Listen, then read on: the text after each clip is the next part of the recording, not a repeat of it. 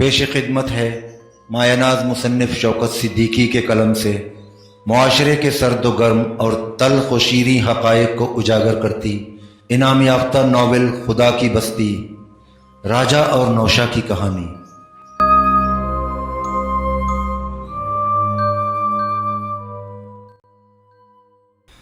ماں نے اس کے سر پر ہاتھ رکھ کر تسلی دی۔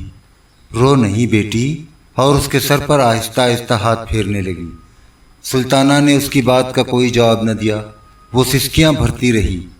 ماں نے نحیف لہجے میں کہا، تو رونے بیٹھ گئی، مجھے تو تجھ سے ابھی بہت سی باتیں کرنی ہیں۔ اس نے گہری سانس بھری۔ میں تیری ماں بھی ہوں، باپ بھی اور سہیلی بھی، میرے علاوہ تیرا اور کون بیٹھا ہے؟ بہت سی باتیں جو مجھے تجھ سے نہیں کہنی چاہیے وہ بھی کہنا پڑتی ہیں۔ بات یہ ہے کہ میں یہ نہیں چاہتی کہ میرے بعد تو اس گھر میں اکیلی رہ جائے۔ کوئی اتنا بھی نہیں کہ تمہارے سر پر ہاتھ رکھ سکے۔ جدھر آنکھ اٹھا کر دیکھتی ہوں اندھیرا ہی اندھیرا نظر آتا ہے، کوئی بھی تو اپنا نہیں۔ سلطانہ خاموش بیٹھی اس کی باتیں سنتی رہی۔ ماں کی آواز آہستہ آہستہ ابھرتی رہی۔ وہ کہہ رہی تھی، آپا کنیز نے آج پھر حشمت کا پیغام دیا تھا۔ وہ بجلی گھر میں مستری ہو گیا ہے، 150 روپے ہر مہینے کما لیتا ہے۔ مجھے تو اس میں کوئی عیب نظر نہیں آیا، سیدھا اور سعادت مند لگتا ہے۔ سلطانہ نے گھبرا کر سوچا، ہائے اللہ، یہ اماں کیسی باتیں کر رہی ہے؟ وہ تو ایک نمبر چھٹا ہوا بدماش ہے۔ پچھلی گرمیوں ہی کی تو بات ہے، وہ اس کے گھر میلاد شریف میں گئی تھی۔ سلام پڑھنے کے بعد اس کا گلا خشک ہو گیا تھا۔ وہ پانی پینے کے لیے گھڑونچی کی طرف گئی۔ وہ کالا کالا بھوت کی طرح دیوار سے لگا کھڑا تھا۔ کمبخت اندھیرے میں نظر بھی تو نہیں آتا۔ اس زور سے پکڑ کر دبوچا کہ چیخ نکلتے نکلتے رہ گئی۔ منہ سے کیسی سڑی ہوئی بو آ رہی تھی۔ حرام زادے نے سارا تھوک گالوں پر چپڑ دیا۔ سلطانہ کو سخت کراہت محسوس ہوئی۔ ماں کہتی رہی، میں نے تو رشتہ منظور کر لیا ہے۔ آپا کنیز تو کل ہی قاضی کو لانا چاہتی تھی، میں نے پرسوں عشاء کے بعد کا وقت رکھا ہے۔ سلطانہ کے سینے پر جیسے کسی نے زور سے پتھر دے مارا، وہ لرز کر رہ گئی۔ اس نے وحشت زدہ نظروں سے ماں کو دیکھا جو تکیے سے پشت ٹکائے رک رک کر بول رہی تھی۔ اس کے چہرے پر مردنی چھائی تھی، آنکھیں بجھتے چراغوں کی طرح دھندلی نظر آ رہی تھی۔ بات کرتے کرتے وہ رک کر ہانپنے لگتی۔ ماں بیٹی کی نظریں ایک بار ملی اور ماں نے محسوس کیا کہ بیٹی کی آنکھوں میں غم کی پرچھائیاں منڈلا رہی ہیں۔ اس کے غم کو وہ جانتی تھی، اور جب اس کی شدت اس نے محسوس کی تو بیٹی کے سامنے اپنی بے بسی کا اظہار کر دیا۔ سلطانہ نے زبان سے ایک لفظ نہ نکالا، زخمی گائے کی طرح اپنی بڑی بڑی آنکھوں سے ماں کو تکنے لگی۔ ماں نے اچانک پوچھا، سلمان بہت دنوں سے نہیں آیا؟ سلطانہ اب خاموش نہ رہ سکی۔ اس نے دبی زبان سے کہا، انو کہتا تھا وہ آج کل بہت مصروف ہیں۔ نہیں بیٹی، وہ بڑے گھر کا لڑکا ہے، ہم غریبوں کی اسے کیا پرواہ؟ کہیں روزگار سے لگ گیا ہوگا، کھاتا کماتا عیش کرتا ہوگا، ہمارا اس سے کیا میل جول؟ ٹاٹ کا پیوند ٹاٹ ہی میں لگتا ہے۔ سلطانہ سر جھکا کر ہچکچاتے ہوئے بولی، آپ ان کو بلا کر بات تو کیجئے، اب بات کرنے کا وقت ہی کہاں رہ گیا ہے؟ اس وقت تو مل جائیں گے، انو کو بھیج کر بلا لیجئے۔ انو اتنی رات گئے کیسے جائے گا؟ بچہ ہے، اسے ڈر لگے گا۔ ماں نے عذر پیش کیا۔ سلطانہ کی زبان سے بے ساختہ نکل گیا، میں اس کے ساتھ چلی جاؤں؟ ماں نے حیرت سے سلطانہ کو دیکھا۔ اسے ایسا محسوس ہوا کہ وہ سلطانہ کی ماں نہیں، سہیلی ہے۔ کوئی بیٹی اپنی ماں سے ایسی بات نہیں کہہ سکتی، اور جب بیٹی نے منہ پھوڑ کر اس سے سب کچھ کہہ ہی دیا تو اسے اب کیا کرنا چاہیے؟ وہ اسے ایک نامحرم کے پاس جانے کی اجازت دے دے؟ یہ تو بڑی بے حیائی کی بات ہے۔ اس نے گھبرا کر سوچا، میرے اللہ، یہ سب کیا ہو رہا ہے؟ وہ کیا کیا کر رہی ہے؟ ان پریشانیوں نے اسے کہیں کا نہ رکھا۔ نہیں، اسے ایسا نہیں کرنا چاہیے، لیکن میری بچی تو رو رو کر برا حال کر لے گی، زندگی بھر مجھے کوسنے دے گی، کہے گی اپنا دل چاہا تو قسم کر کے بیٹھ گئی، سوتیلا باپ لا کر سر پر بٹھا دیا۔ اس نے پہلی بار محسوس کیا کہ وہ اپنی بیٹی کے سامنے گنہگار ہے۔ سلطانہ نے ماں کو خاموش دیکھ کر کہا، اماں تم ناراض تو نہیں ہو گئی؟ اس کی آواز کانپ رہی تھی۔ ماں نے بے اختیار اسے سینے سے لگا لیا۔ نہیں میری بچی، اس کی سانس بوجھل ہو گئی، وہ بری طرح ہانپنے لگی۔ سلطانہ اس کے دل کی دھڑکن صاف سن رہی تھی، اس کا سینہ بار بار غبارے کی طرح تن کر سمٹ جاتا۔ ماں ذرا دیر خاموش رہ کر بولی، جاؤ انو کو جگا کر اپنے ساتھ لے جاؤ، مگر دیکھو جلدی آ جانا، اکیلے میں میرا دل گھبرائے گا، جب تک تم نہیں آؤ گی میں جاگتی رہوں گی۔ سلطانہ نے آہستہ سے کہا، اچھا۔ اس کا دل بلیوں اچھل رہا تھا۔ وہ پلنگ سے اتر کر نیچے آ گئی۔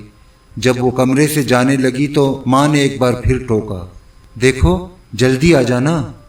سلطانہ نے ماں کو مطمئن کرنے کی کوشش کی، نہیں اماں میں جلدی آ جاؤں گی۔ ماں نے دیکھا سلطانہ کے چہرے پر سرخی آ گئی تھی، اس کی آنکھیں مسرت سے ستاروں کی طرح جھلملا رہی تھیں۔ اسے بڑا سکون محسوس ہوا۔ اس نے جسم ڈھیلا کر دیا اور تکیے پر سر رکھ کر کروٹ بدل لی۔ جاڑوں کی رات تھی، ہر طرف سناٹا چھایا تھا، راستوں پر اکا دکا راہگیر نظر آ رہے تھے۔ جب سلطانہ اپنے چھوٹے بھائی انو کے ہمراہ فلک پیما کے ہیڈ کوارٹر پر پہنچی تو 10 بج چکے تھے۔ سلمان اس وقت لائبریری میں بیٹھا مطالعے میں غرق تھا۔ اچانک باہر انو کی آواز سنائی دی، وہ اس کا نام لے کر پکار رہا تھا۔ سلمان باہر آیا۔ انو کے ساتھ سلطانہ کو اتنی رات گئے دیکھ کر حیرت زدہ رہ گیا۔ اس نے تعجب سے پوچھا، ارے تم؟ سلطانہ نے رسان سے کہا، آپ تو اب آتے ہی نہیں، میں نے سوچا چلو میں ہی چلی چلوں۔ وہ معذرت کرتے ہوئے بولا، میں آج کل بے حد مصروف ہوں، ذرا بھی فرصت نہیں ملتی۔ اماں کی طبیعت اب کیسی ہے؟ اب تو روز دورہ پڑنے لگا ہے۔ سلمان نے سوچا اس طرح باہر کھڑے ہو کر بات کرنا مناسب نہیں۔ اس نے سلطانہ سے کہا، میں بھی آتا ہوں۔ وہ اندر گیا، ڈاکٹر زیدی سے ڈسپنسری کی کنجی لی اور باہر آ کر سلطانہ اور انو کے ساتھ ڈسپنسری پر پہنچا۔ قفل کھولا، اندر جا کر موم بتی روشن کی۔ انو کی موجودگی میں سلطانہ اس سے بات کرتے ہوئے ہچکچا رہی تھی۔ سلمان نے اس کی پریشانی جلد ہی بھانپ لی۔ اس نے الماری سے ایک اور موم بتی نکالی اور سلطانہ کے ہمراہ پچھلے کمرے میں چلا گیا۔ اس میں ایک لمبی میز تھی۔ سلمان نے سلطانہ کو کرسی پر بٹھایا اور موم بتی روشن کر کے میز پر رکھ دی۔ روشنی ہوتے ہی کمرے کی سفید دیواریں جھلکنے لگیں۔ سلطانہ سیاہ برقع اوڑے ہوئے تھی، اس کا صرف چہرہ نظر آ رہا تھا۔ موم بتی کی پوری روشنی میں اس کی دلکشی نکھر گئی تھی۔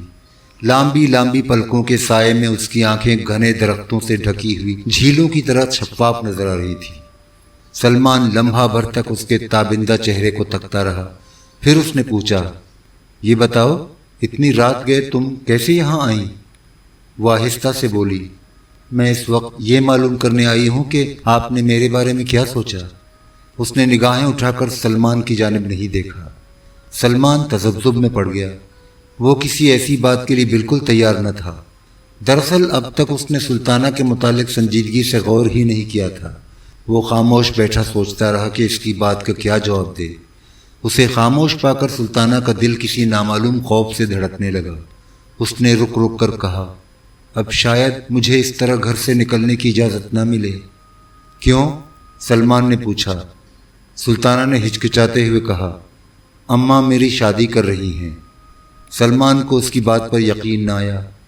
کب؟ پرسوں رات کو۔ اسے پھر بھی یقین نہ آیا۔ ارے اتنی جلدی؟ وہ زیر لب مسکرایا، یہ ویسی ہی شادی تو نہیں جیسی ایک بار پہلے ہو رہی تھی۔ سلطانہ نے اسے تیکھی نظروں سے دیکھا۔ سلمان کی بات اسے پسند نہ آئی۔ اس نے قدرے تلخ لہجے میں کہا، وہ اور بات تھی، آپ اس کی وجہ بھی جانتے ہیں۔ لمحہ بھر وہ خاموش رہی، پھر بجھے ہوئے لہجے میں بتایا، اماں کی طبیعت دن بدن گرتی جا رہی ہے، بار بار کہتی ہیں کہ میں اب بچوں گی نہیں، چاہتی ہیں کہ جس قدر جلد ہو سکے میرا بیاہ کر دیں۔ وہ اپنی زندگی سے بڑی نا امید ہو چکی ہیں۔ آپ نے ادھر ان کو دیکھا نہیں، ان کی حالت دیکھ کر تو کلیجہ پھٹتا ہے۔ سلطانہ کی آواز گلوگیر ہو گئی، اس کی آنکھیں بھر آئیں۔ اس نے دوپٹے کے آنچل سے آنسو پونچھے اور گردن جھکا لی۔ موم بتی کی ہلکی ہلکی روشنی میں اس کا چہرہ سوگوار نظر آ رہا تھا۔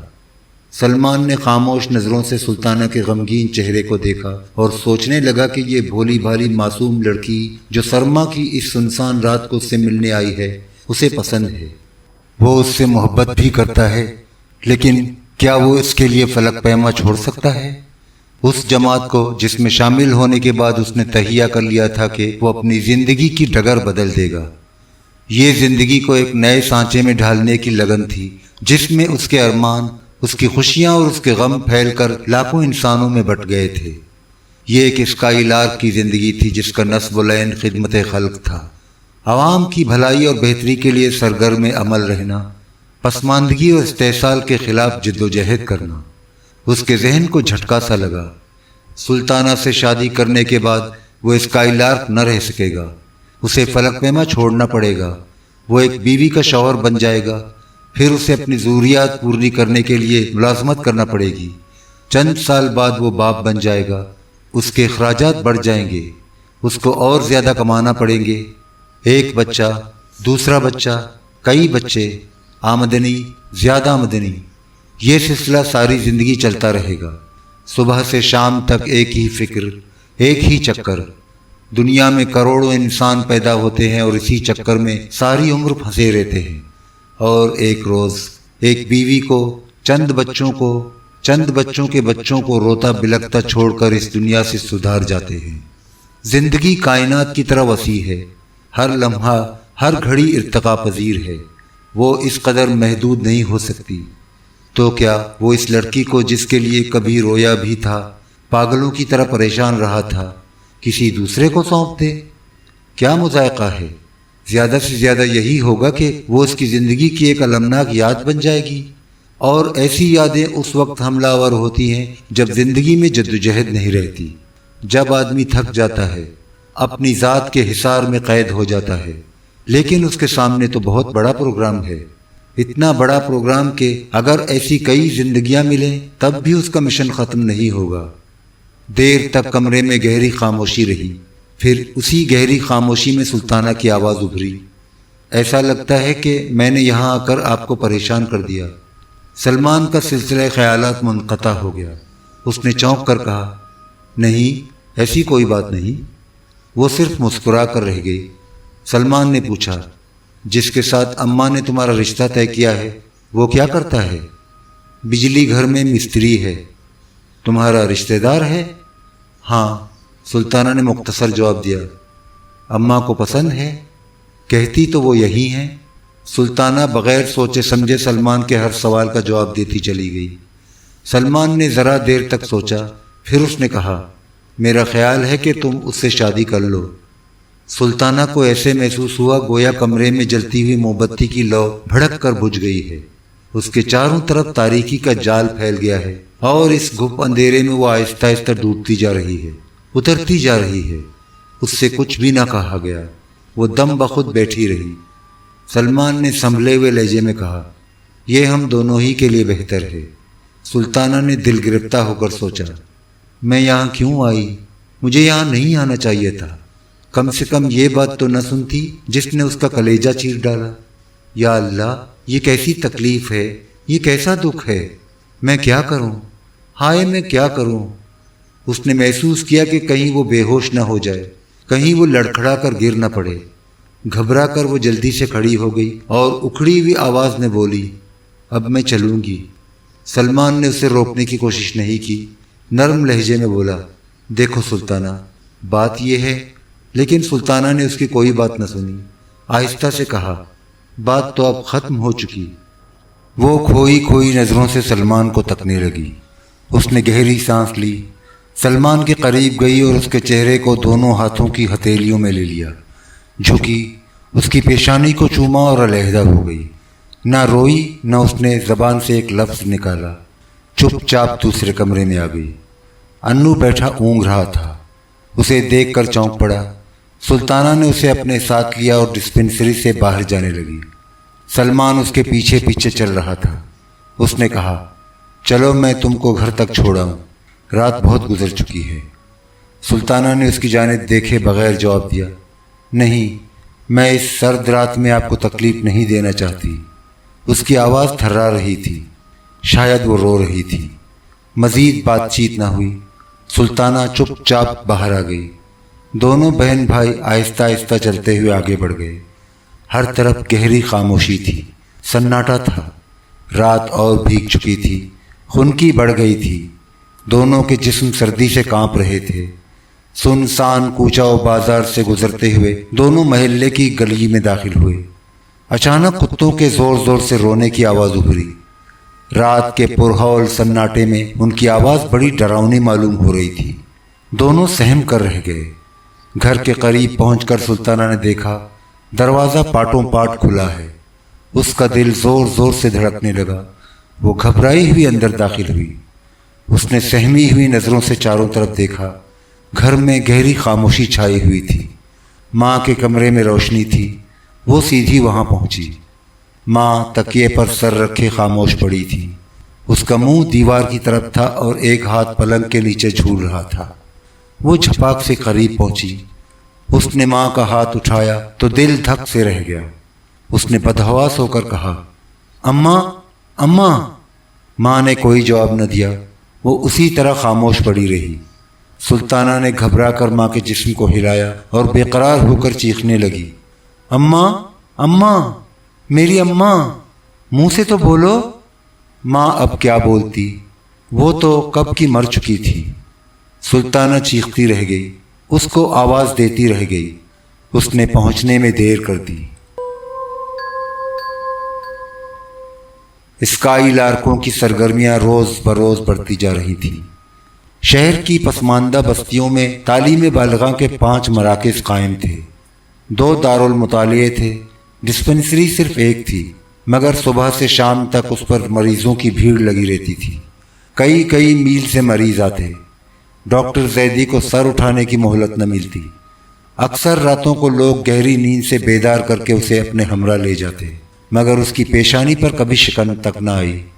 वो आंखें मलता हुआ उठता और कभी कभी तो कपड़े तब्दील किए बगैर मरीज को देखने चला जाता। इस हुलिये में वो डॉक्टर की बजाय कान मैलिया लगता। उसे डॉक्टर तस्लीम करने में अक्सर मरीजों को मुश्किल से यकीन आता। इन इदारों के अलावा फलक पैमा ने दस्तकारी और घरेलू सनत को फ़रोग़ देने के लिए एक इंडस्ट्रियल होम भी खोला था। इसके 2 हिस्से थे।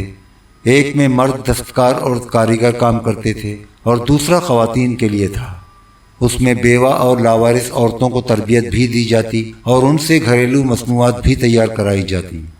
इंडस्ट्रियल होम का बना हुआ माल बाज़ार में फ़रोख्त किया जाता। फलक पैमा का प्रोग्राम था कि शहर के किसी बाज़ार में इंडस्ट्रियल होम की जानिब से एक शोरूम खोल दिया जाए जहां मसनूआत की नुमाइश हो सके और उनको फ़रोख्त भी किया जा सके। इस तरह दुकानदारों को जो कमीशन दिया जाता था वो बच जाता, मगर ये तजवीज़ अमली जामा न पहन सकी। हुआ ये कि एक रोज़ कोई 2 बजे शब को एक शख्स डॉक्टर जैदी के पास आया। डॉक्टर आध घंटे पहले ही किसी मरीज को देख कर आया था और थका हारा बेखबर सो रहा था। उसे मजबूरन उठना पड़ा। आंखें मलता हुआ डिस्पेंसरी में गया, इमरजेंसी दवाओं का बैग उठाया और उस शख्स के साथ बाहर निकला। उसका चेहरा ढलती रात के चांद की तरह ज़र्द था। वो बेहद घबराया हुआ था और जल्दी जल्दी बोल रहा था। उसकी बातों से डॉक्टर ने अंदाज़ा लगाया कि किसी औरत का केस है। मरीज़ा उसकी बीवी थी और उसकी हालत बहुत नाजुक थी। डॉक्टर जैदी ने जाकर देखा। मरीज़ा एक सीले हुए तंग व तारीक कमरे में बोसीदा चटाई पर बेसुध पड़ी थी। कमरे में चिराग जल रहा था, जिसकी रोशनी में वो लाश की मानंद बेजान नजर आ रही थी। उसके बाल दूर तक बिखरे हुए थे। चेहरा नीला पड़ गया था। मुंह से सफ़ेद सफ़ेद झाग निकल रहे थे। डॉक्टर ने मुश्तबा नज़रों से मरीज़ा को देखा। उसने कोई जहरीली चीज़ खाकर खुदकुशी की कोशिश की थी। पहला ख्याल उसके जहन में यही आया। उसने मरीज़ा का मुआयना किया तो उसका ख्याल दुरुस्त निकला। उसने मरीज़ा के शौहर से कहा, तुम्हारा आपस में कोई झगड़ा तो नहीं हुआ? झगड़ा वगड़ा तो कोई नहीं हुआ। उस शख्स की बात में ज़रा भी झिझक और घबराहट नहीं थी। बज़ाहिर ऐसा मालूम होता था कि वो झूठ नहीं बोल रहा था। डॉक्टर ने ज़रा देर खामोश रहकर कहा, फिर इसने जहर खाने की क्यों कोशिश की? उसका जर्द चेहरा हैरत और खौफ के मिले जुले तासुर से स्याह पड़ गया। उसने अपनी आंखों को घबराहट में जल्दी जल्दी गर्दिश देकर कहा, जहर? लम्हा भर के लिए उसने कुछ सोचा। नहीं डॉक्टर साहब, ये जहर तो खा ही नहीं सकती। ये बात उसने बड़े एतमाद से कही थी। तो फिर आज उसने क्या खाया है? डॉक्टर की बात का जवाब देते हुए वो झिझकने लगा। اس کی ہچکچاہٹ سے زیدی کو ایک بار پھر شبہ ہوا کہ یہ ضرور خودکشی کا کیس ہے، اسے ضرور اس کا علم ہے اور چھپانے کی کوشش کر رہا ہے۔ ڈاکٹر نے کسی قدر تھیکے لہجے میں کہا، بتاتے کیوں نہیں؟ اس نے کیا کھایا ہے؟ اس شخص کا چہرہ مردے کی طرح خاکستر نظر آنے لگا۔ وہ ڈاکٹر سے نظریں نہ ملا سکا، ملزموں کی طرح گردن جھکا کر آہستہ آہستہ بولنے لگا۔ اس کی آواز بیٹھی ہوئی تھی اور حلق سے اس طرح نکل رہی تھی جیسے سسکیاں بھر رہی ہو۔ اس نے جو بات بتائی اسے سن کر ڈاکٹر زیدی لرز کر رہ گیا۔ وہ شخص 4 مہینے سے بے روزگار تھا، پہلے کسی فیکٹری میں کام کرتا تھا، عام تخفیف اور چھانٹی کے زمانے میں ملازمت سے علیحدہ کر دیا گیا تھا۔ اب تک نہ تو اسے ملازمت ملی تھی اور نہ اتنا سرمایہ تھا جس سے وہ کوئی چھوٹا موٹا کاروبار شروع کر دیتا۔ پرسوں صبح سے دونوں میاں بیوی مسلسل فاقہ کشی کر رہے تھے، مگر سب سے زیادہ پریشانی شیرخوار بچے کی جانب سے تھی جس نے دودھ کے لیے ماں کی چھاتیوں کو نوچ نوچ کر زخمی کر دیا تھا۔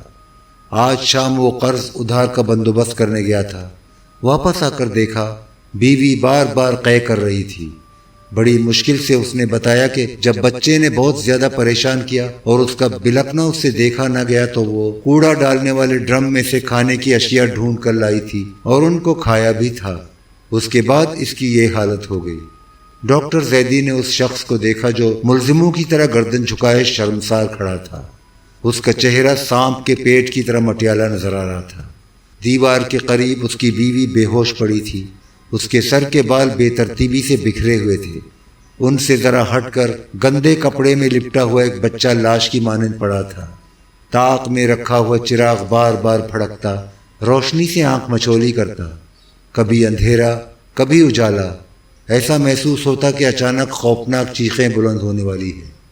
ڈاکٹر نے مریضہ کو دوا دی۔ اس کی جیب میں اس وقت 5 روپے تھے، وہ بھی اسے دے دیے اور واپس ہیڈ کوارٹر آ گیا۔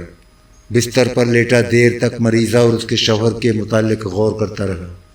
مہینے کے آخر میں جب اس نے فلک پیما کے اجلاس میں اپنی رپورٹ پیش کی تو اس واقعے کا خاص طور پر ذکر کیا۔ اس سلسلے میں ڈاکٹر زیدی نے یہ تجویز پیش کی کہ چھوٹے پیمانے پر ایک امدادی بینک قائم کیا جائے جس سے آسان قسطوں اور منافع کی بہت معمولی شرح پر ضرورت مندوں کو قرضے دیے جائیں تاکہ وہ کوئی کاروبار شروع کر سکیں۔ اس تجویز کو اسکائی لارکوں نے پسند کیا اور یہ طے کیا گیا کہ ایک کمیٹی بنائی جائے جو بینک کے قیام کے لیے منصوبہ تیار کرے۔ ہفتے بھر کے اندر کمیٹی نے اپنی رپورٹ پیش کر دی۔ صفدر بشیر نے اس مقصد کے لیے فلک پیما کو مزید 20,000 روپیہ دیا۔ امدادی بینک قائم ہو گیا۔ فلک پیما کا کام جس قدر وسیع ہوتا جا رہا تھا، اسکائی لارکوں کی مصروفیات بھی اسی طرح بڑھتی جا رہی تھی۔ ہر اسکائی لارک کو کئی شعبوں میں کام کرنا پڑتا۔ چنانچہ مجلس عاملہ کے سامنے یہ تجویز زیر بحث آئی کہ اسکائی لارکوں کی تعداد میں اضافہ کر دیا جائے۔ بہت سے نوجوان اس کے لیے آمادہ تھے، وہ باشعور اور تعلیم یافتہ بھی تھے۔ آخر فیصلہ یہ ہوا کہ اسکائی لارکوں کی تعداد بڑھا کر 15 کر دی جائے۔ اس سے زیادہ تعداد بڑھانے کی گنجائش نہیں تھی۔ صفدر بشیر اب تک 50,000 روپے فلک پیما کے فنڈ کے لیے دے چکا تھا۔ تنظیم اس پر زیادہ بار ڈالنا نہیں چاہتی تھی۔ البتہ چندے کے ذریعے فنڈ مہیا کرنے کا فیصلہ ہو چکا تھا، مگر اس کے لیے ہنوز کسی مہم کا آغاز نہیں ہوا تھا۔ حالانکہ فلک پیما کو اپنے منصوبے کے لیے روپے کی ضرورت تھی جو روز بروز شدید ہوتی جا رہی تھی۔ فلک پیما کی مجلس عاملہ سنجیدگی سے فنڈ کے مسئلے پر غور کر ہی رہی تھی کہ ایک رات خان بہادر کے آنے کی اطلاع ملی۔ اسکائی لارکوں کو اس کی آمد پر سخت حیرت ہوئی۔ صفدر بشیر اور علی احمد نے لائبریری میں خان بہادر سے ملاقات کی۔ یہ مارچ کی خوشگوار رات تھی۔ اس وقت 9 بج چکے تھے۔